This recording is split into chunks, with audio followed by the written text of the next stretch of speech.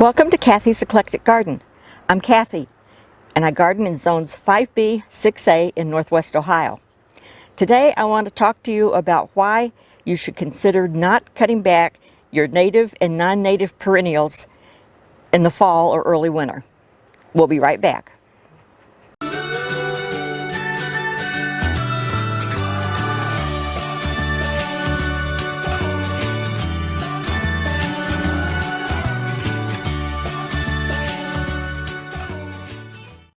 Before we talk about why you shouldn't be cutting back your plants in the fall, I want to show you some of the plants that I do cut back in the fall.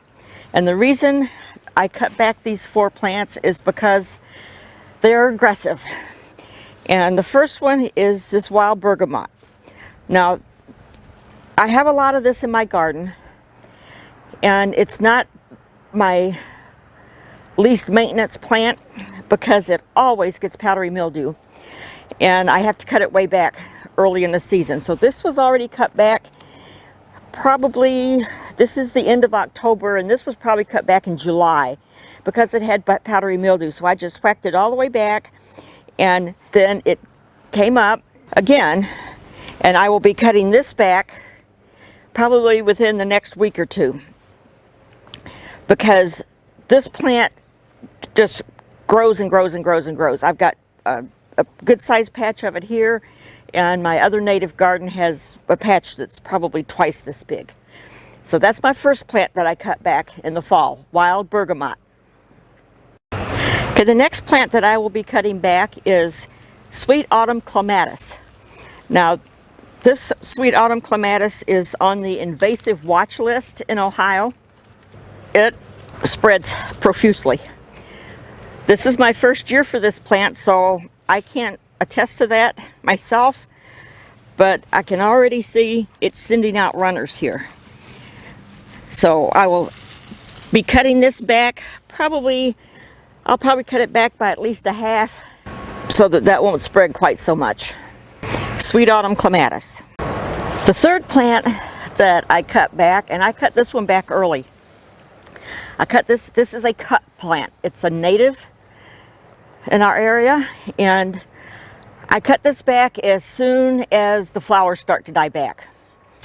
The reason I do that is because this plant spreads everywhere. I have pulled seedlings in the spring back as far as 20 feet or more away from this plant. Now, I just cut it back about half. This plant got almost 10 feet tall this year. And I don't know if you can see, but the stems are hollow. There's a little hole right here. And when I cut these, I will cut them back to about a foot off the ground because the bees and other beneficial insects will go into these holes in the stems and they will overwinter there. So you don't want to cut this all the way back to the ground. But unless you are planting this in a field where you want it to just take over, you need to cut those flower heads off as soon as they start to die back so that you don't get seeds blowing all over your yard.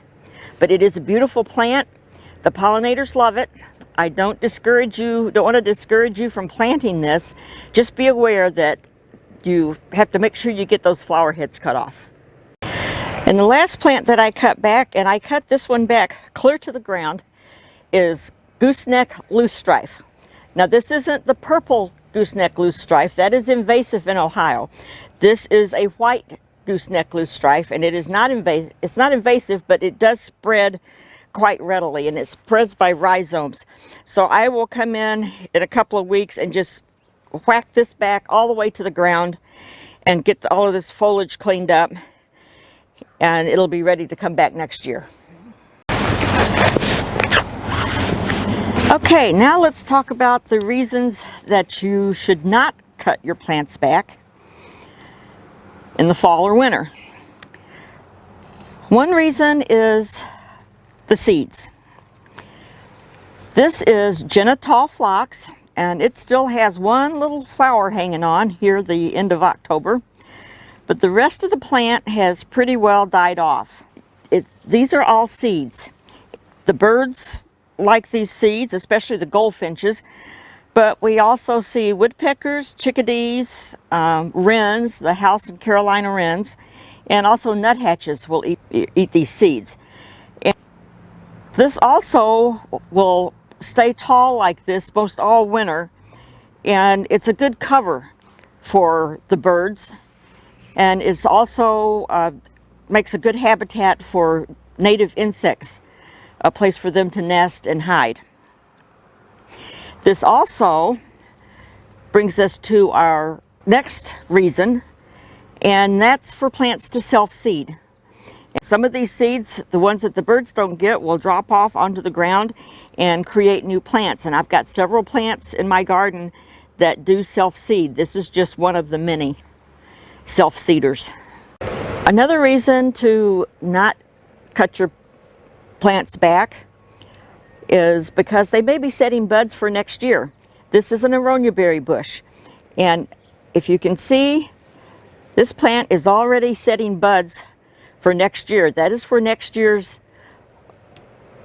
flowers will come out and the berries will set.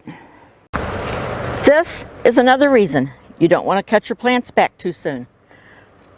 This is a honeysuckle bush, and these are berries that the honeysuckle produces after it quits flowering, or as it quits flowering, and the birds love these little berries.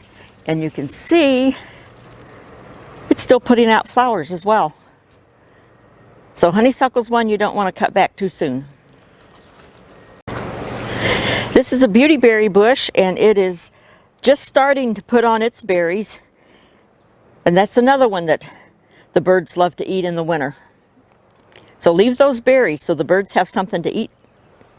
When you have leaves that blow up under your bushes and form a little pile, don't dig those out. Leave those there. Butterflies love to overwinter in dead leaves. So if you have leaves that blow up maybe against the side of the house or in a corner somewhere in your yard or under your bushes, just leave those leaves there for the butterflies and the moths to overwinter in. In the wintertime, your birds and native insects, they need a place to overwinter. And if you just leave your garden a little messy, you can clean it up in the spring. Leave it messy in the winter. It doesn't look beautiful right now, but this winter when the snow falls and all of this is covered in snow, it's a beautiful sight. And you can take comfort in knowing that you're helping the beneficial insects that are going to help keep down the nasty pests that attack your plants in the spring and summer. And you're going to provide habitat and food for the winter birds that visit your yard in the wintertime. It's just a good thing to do. So leave some of those plants standing this winter. Thank you for watching my video today. I hope you've enjoyed it. I hope you've learned something, and I'll hope you'll come back and visit my channel again. See you next time. Goodbye.